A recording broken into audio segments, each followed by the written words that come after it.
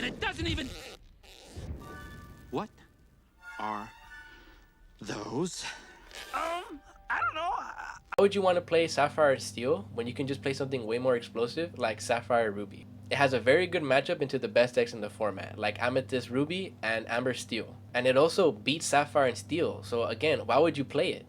Well, I'm here to tell you that that's not the case, because Sapphire and Steel also has a good matchup into Amethyst Ruby and Amber Steel. And against Sapphire Ruby, it's actually pretty even. At least I think so. Now, don't get me wrong, Sapphire and Ruby does have a higher chance of winning against Sapphire Steel, but for the most part, it's going to be 50-50 either way.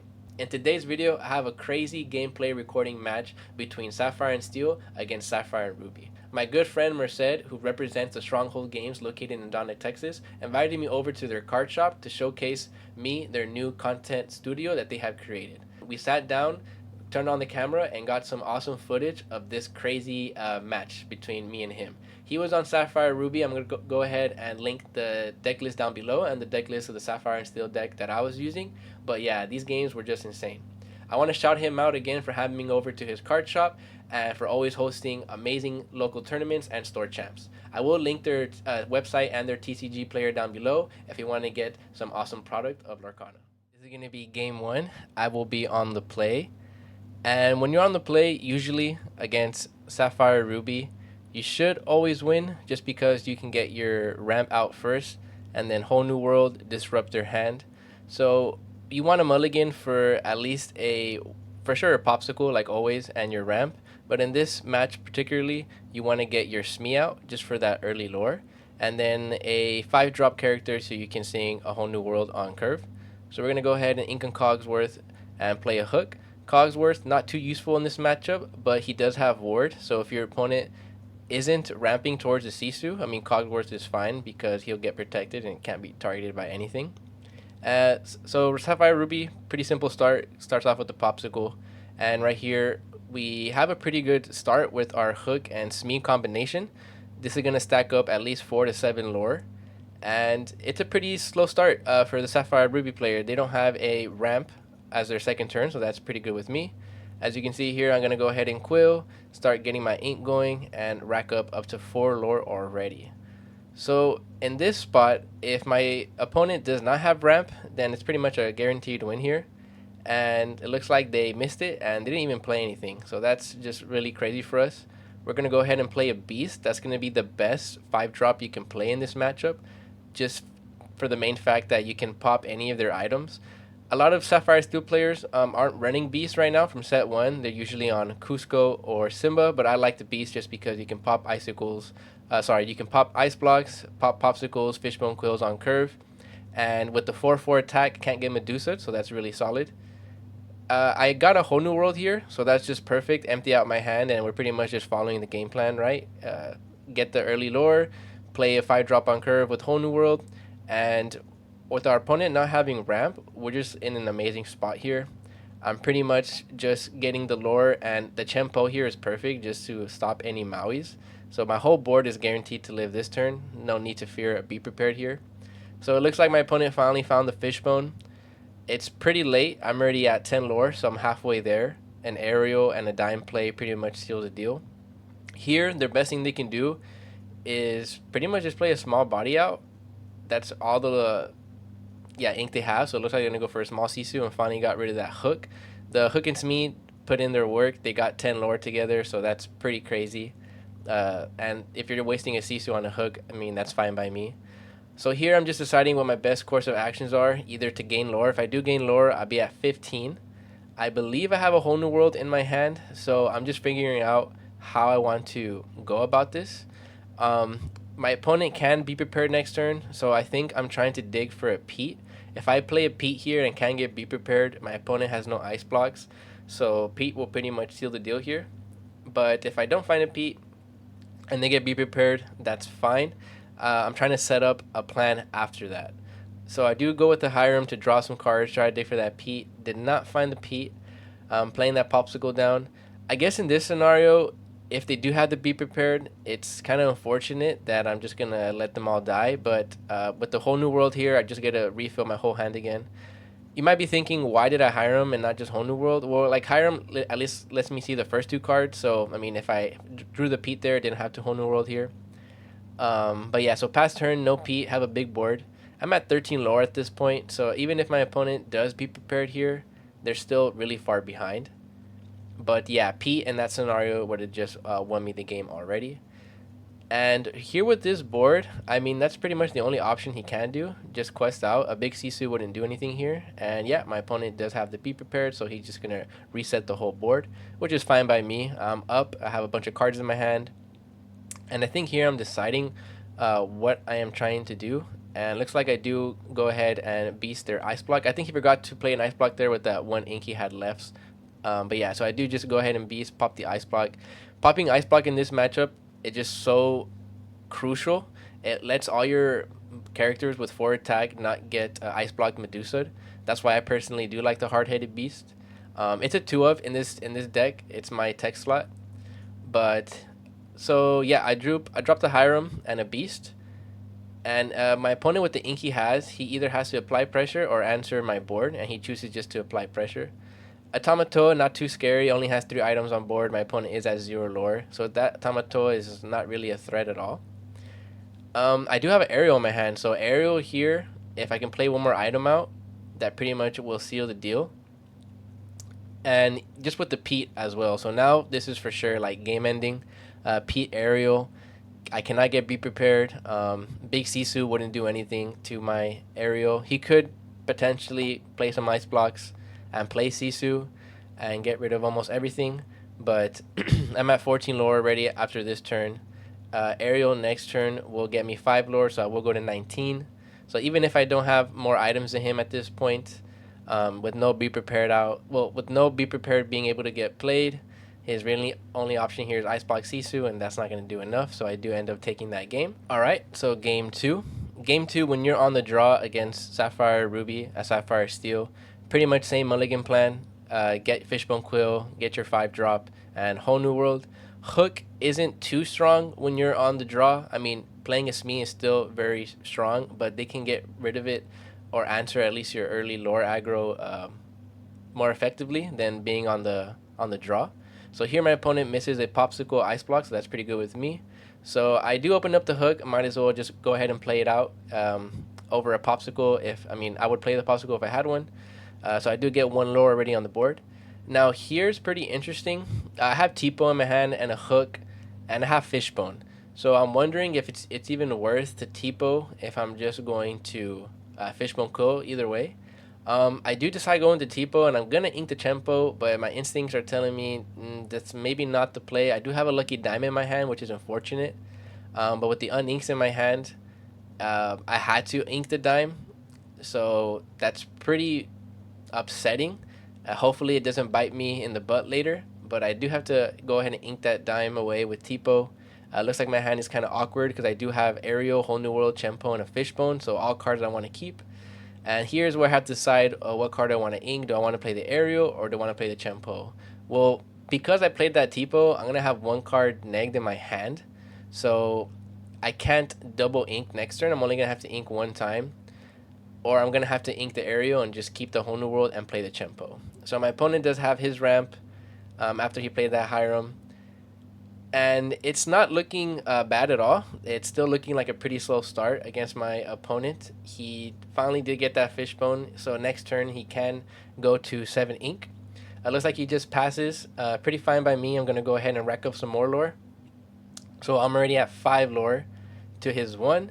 And he's going to go ahead and play, I'm going to go ahead and play a Chempo, which is solid. Here, if he does have a Ice Block Medusa, that would be unfortunate to get rid of my Chempo, and I'd just fall behind since I only have 1 card left in my hand. If he be prepared here, that would also be pretty bad because I'd have to waste 5 ink to Whole New World blank. But it looks like he plays the Ice Block and double Sisu. Double Sisu to get rid of my Hook and Tipo. Hook and Tipo did their job, got me 5 lore.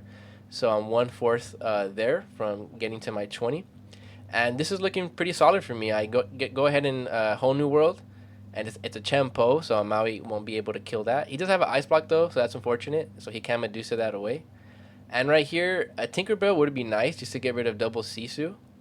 I believe right here I'm at 7 or yeah, I'm at 9 ink. 8 ink, sorry, I'm at 8 ink since I am inking on curve. So Tinkerbell Smee here, really strong. A Be Prepared here would be very unfortunate, but at this point I already refilled my hand. I think I have a Hiram and Tamatoa in hand, so a Be Prepared wouldn't be too bad. So there is the Medusa Ice Block combination that does get very annoying. That's why I do like the Hard-Headed Beast, again, because you can get rid of those Ice Blocks. He puts another Ice Block and then quests with Hiram, so that Ice Block on board, even like just one, is just so crucial. It can just target, again, any of your big bodies other than Ariel and Tamatoa for just one exchange with Medusa. So he just gets rid of my Tinkerbell, and that's not bad at all. I still have a Smee and a Champo. I'm at 5 lore. My opponent's still at 1. And here, I think I only have Tamatoa and Hiram in my hand, so if any of these guys do die, that's going to be very unfortunate. So it looks like I'm just going to go ahead and ink with the Quill. It looks like that Fire the Cannons, I'm more than likely going to take out that Hiram just to stop their card draw. Use my own Hiram of my own. Pop my Fishbone. Fishbone already did what it had to do. And there's that beast that we were talking about. This beast popping that ice block is just awesome. Now 2 ice blocks are gone from my opponent's side. I think he only has 1 more left in deck, so that's really strong for me. And now the game just pretty much turned the tables. And it looks like I'm really in my favor with this big board. Here my opponent has to be prepared to get rid of, everything and allow me with only that. I believe I only have 2 cards in hand. If he gets rid of the Hiram, it wouldn't be too bad. But again, I am creeping up almost to 15 lore. So here he's going to trade with the Smee with Medusa, but he realizes I have Champo. So Champo is not going to be taken out by Medusa. And if he wants to trade his Medusa for my Champo, I mean, that's fine by me. My Champo will live. And that's why I like Champo, just because it can protect your board and it's such high stats. So here he has no B prep. Very, very, very happy for that. Tamatoa is not threatening at all to me at this point. He only has 2 items on board with 1 lore, and I have 4 monsters on board. Even if he does have a diamond hand, again, with the low amount of lore that he has, it doesn't really matter. So as long as my Hiram lives here, I have a healthy board and some draw power. If it doesn't, I mean, that's fine. I still have 5 lore on board, getting me to 12. So he puts another ice block down. That's the 3rd ice block. If I didn't answer that other ice block, he would have had 2, and then that would have been a way worse spot, being able to get killed by Big Sisu, pretty much by anything. So now he doesn't answer anything, but what's awkward is I don't have a item on board. So I think here, unfortunately, I looked through my trash. I do have a Tamatoa, but I have no Popsicle, so I'm going to have to add a Quill and pretty much use all my ink up for the Quill and Tamatoa. So that's exactly 11 ink that I had to use. I couldn't even Fishbone Quill a card in my hand just because I believe the cards in my hand at this point I didn't want to ink away. So now with this Tamatoa of my own, I'm just going to go ahead here and quest with this Smee. And it looks like here I'm going to, let it go that Tamatoa. So no even worry for a dime now. I'm in an amazing spot here. Now if I do be prepared here, that would be pretty unfortunate. My opponent does drop with the Hiram, so that's looking good with me because that means he doesn't have it. And I mean, at this point, I'm already going to scoop up because, I mean, I'm just in a good spot. He's going to, rip the Be Prepared. So he had it off the Hiram. And this one I thought we were going to scoop it up. He ripped the Be Prepared. He was just counting his ink. So that's fine. Looks like I had that whole new world in my hand. And now with Ariel, even if I don't have more items than my opponent, that's fine. She's a guaranteed singer for next turn. And if I draw some items out, that will like pretty much put lethal, or at least scare my opponent. So here, it looks like he's just going to go ahead and ink, and he does have that Be Prepared for my Ariel. So that's okay. He wasted a whole Be Prepared just to get rid of 1 card. Plays a Hiram out. The lore right now is 11-1, so I'm still pretty content of where I'm at. And my opponent just has a Hiram on board. So in this spot, when it's already like mid to late game against Sapphire Ruby, this is where cards like Maleficent Dragon, Tamatoa, Big Sisu start coming into play. And those cards are really hard to get rid of. For the most part, you're only going to be able to let it go, or Along Came Zeus, those cards. I don't play Along Came Zeus. I'm on 3 Let It Goes. So I need to start pretty much trying to close out this game ASAP. Looks like I had my third whole new world there. So this whole new world's pretty bad just because I only got small creatures and my opponent has one ice block on board. So a Sisu here would pretty much get rid of two of my monsters. My opponent is running low on cards, if you see that. So now I'm thinking I could probably deck him out too. I just need to be able to survive. There's the other ice block. So I thought my opponent was only playing 3, but it turns out he was on 4 ice blocks. Or I think he added it back with the Tamatoa when he played it. Yeah, so that ice block pretty much just killed my whole board. And now I'm in a very bad spot. I'm able to waste 2 cards on killing the Sisu, but that's not really that strong. My hand is looking pretty weak. My opponent has a Hiram on board. And I have a Cocktail Tipo. Pretty slow. Pretty slow. That dies to a big Sisu as well. But I think at this point, I asked my opponent how many big Sisus he had in trash, and I don't think he had any more in his deck. So even if these cards live, I think I'm also out of whole new worlds, or I only have one left in my deck. So really, this board that I have is just for lore. At this point, I'm just trying to race. And it's looking awkward now because my opponent dropped the Tamatoa and a Tala. And that Tamatoa is going to quest for 5. So if I don't enter that Tamatoa, if he has Dime, it's not going to close out the game. But now they can catch up in a turn or 2. So I quest out, get to 14 lore. I have my own Dime of my own now. I think I top decked it, gained the 2 lore, and now I'm at 17. So it's not looking too crazy. At this point, I think with this Pete, he can still run over everything on my board. It doesn't matter. He doesn't have to be prepared here. But if we look, I have Dime. So now if my Pete lives and I have a 2 quest character, 2 lore character, I just win the game here. I only have 1 card in hand, and it's not a character card. So I have to pretty much just top deck that. So my opponent is just making sure he can win the following turn if I don't top deck a 2 lore character. Here, if he kills my Pete, that wouldn't matter. I would just lose the game. But he didn't kill my Pete. I can quest go to 18, but I do not have a 5 drop to play, and I cannot use my Dime. And that's pretty much game. Even if I had a hook, I would just be able to quest with the Pete as well and play a hook, even for 1 lore. But yeah, no 1-2 lore character, and that was such a close game. I think I might misplayed by whole new worlding a lot in the beginning. I don't think I had to whole new world the second time. If he had to be prepared, he had it, and I could have played it, or maybe I drew him into the be prepared. But that was a really close game. Definitely one where it could have gone either way. But now I'm on the play going into game 3. And the recording started a little bit late, so I just played my hook, gained a lore, and passed turn. No turn 2 play. My opponent did get his Tipo on turn 2, and it looks like I opened up with Quill again, so I'm just going to go ahead and follow the game plan as per usual. Play an early lore character, get your Quill out, and whole new world as fast as possible. So my opponent, pretty much basic Sapphire Ruby start, Tipo into Hiram, pretty strong, refilled up his hand. I do have the aerial, so I'm going to go ahead and just ink my whole hand out, and I do have the whole new world, so it's looking really good for me, following my game plan here. This is where it's awkward against Sapphire Ruby. If they know you have whole new world or don't know, what are they going to do with their hand? Do they want to draw more cards with Hiram, or maybe if I don't have it and they don't draw, then it'd be negative for them not to quest with Hiram here.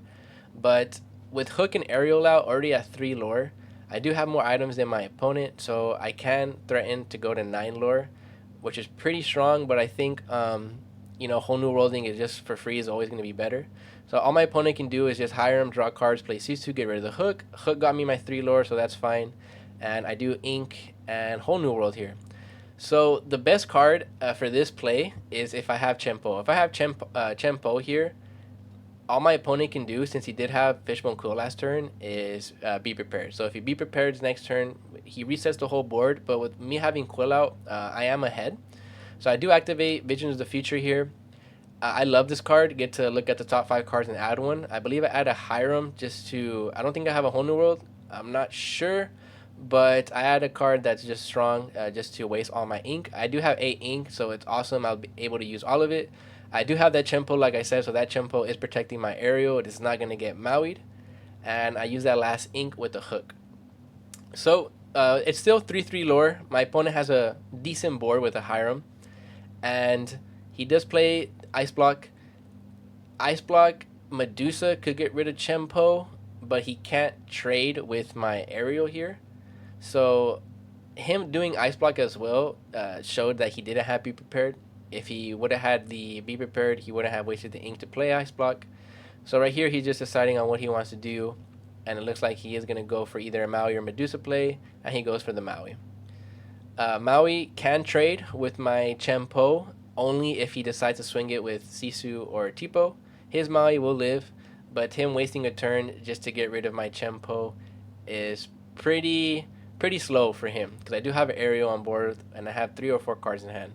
So it looks like he does decide to trade with the Chempo. He wastes his whole turn doing that, and now I'm waiting to see if my opponent wastes that Ice Block with the Hiram. If again, no Ice Blocks on me is a good sign. Just get rid of that Ice Block so I don't have to worry about one of them at least, and pass his turn. So now I have Aerial and Hook on board. The question is, what is the play now? He already got rid of my Chempo. He has a Hiram on board. And it looks like I have that other whole new world. So here the play is 2 things. I can either Hiram, or I could play the dime out. And I decide here to play the dime because if I don't quest with the Aerial here, I'm going to rack up 10 lore. So I decide to just trade with the Maui. No need for that to be on the board. I think I could have quested with the Hook here. And then I think here I'm deciding to either just leave the Aerial on board and not do anything. But with having a low hand, I think I decide just to whole new world. And me getting rid of that Maui now actually makes more sense because I was going to whole new world. So him not being able to answer it with Sisu or Hiram, he would have to shift into the big Sisu and he would waste his whole turn. So at this point, his only 2 options are Cusco my dime away or get rid of my Aerial. He can't do both. And I think that's fine. I'd rather him get rid of my Aerial than get rid of my dime because this allows for, other Aerials, Tamatoas in my deck to get me lore next turn. So he does have the other Maui, crashes into my Aerial. And now I'm here just looking at how much ink I have, looking at the board.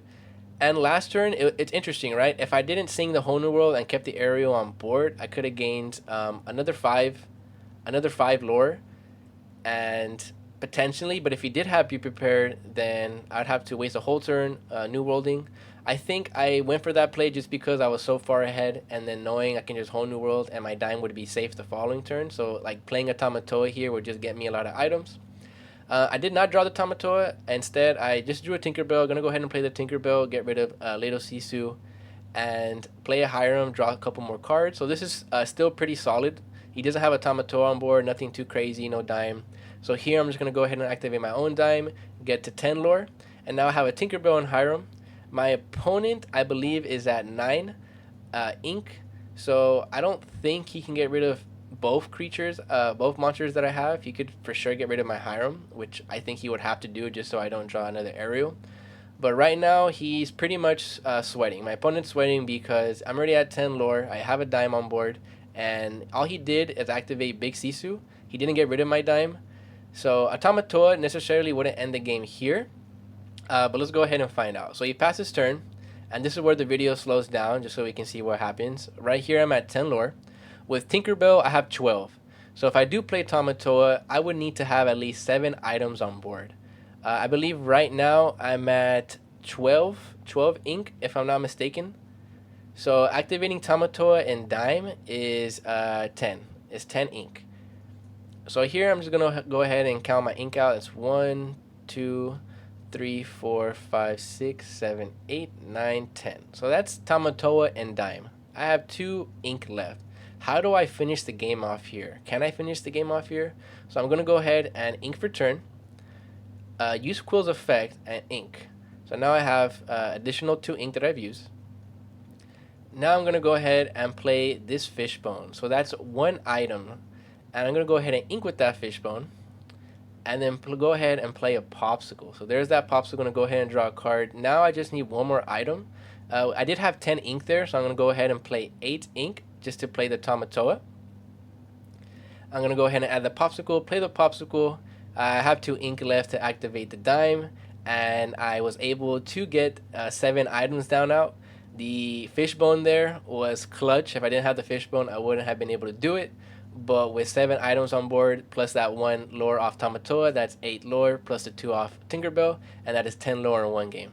Sapphire Steel takes the game, and yeah, that was a crazy match. I think Sapphire and Steel is very strong in the meta. It definitely is in the top 5 as an anti-meta spot, and it really does have a good matchup into pretty much all the best decks in the format. Now, in the best of 2 format, I could see why Sapphire Ruby would be more appealing just because you can secure 2 O's a little bit more effectively, but overall, I think Blue Steel can still do that if you're very skilled with the deck and know all your lines in place. Aerial, Tamatoa, and Dime are the MVP of the matchup. If your opponent does have the Cusco, then just hold on to the Dime after you play Aerial or Tamatoa. You do have Pete to protect your board, and that's why I think this matchup isn't that hard anymore, especially with Pete. Make sure to get some characters on board in the first 2 turns so you can get some early lore. That way, when you do play Tamatoa or Aerial and activate Dime, you're closing out the lore very fast. Thank you guys for watching. If you did enjoy this gameplay video, go ahead and subscribe. Let me know what you think down in the comments of what you thought of the gameplay.